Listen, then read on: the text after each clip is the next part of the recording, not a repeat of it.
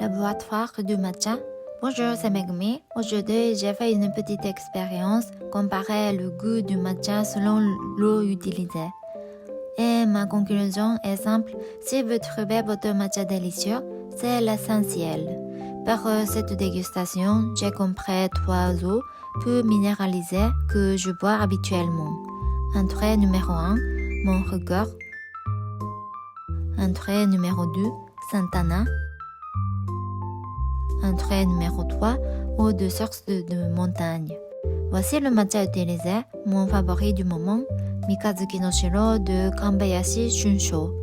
J'ai mesuré la même quantité d'eau et de matcha pour chaque préparation afin d'observer les différences. J'ai d'abord goûté les eaux seules.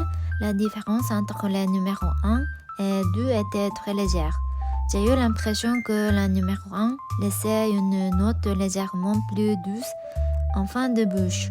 La numéro 3 m'a semblé plus fraîche et plus nette.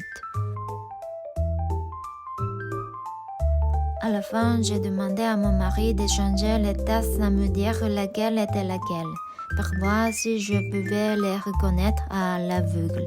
Résultat, je n'ai identifié correctement qu'une seule.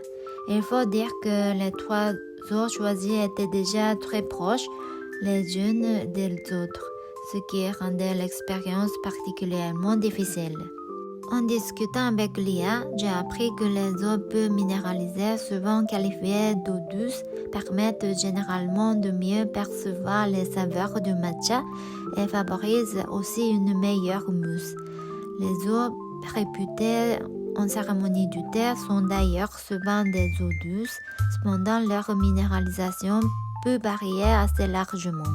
J'ai également découvert que mon record est une eau encore plus pure que beaucoup d'eau considérées comme des eaux de source d'exception au Japon. Pendant un moment, je pensais qu'il fallait absolument utiliser mon record. Pourtant, dans ce test, je n'ai même pas réussi à reconnaître clairement les différences. Cela m'a fait réaliser quelque chose d'important.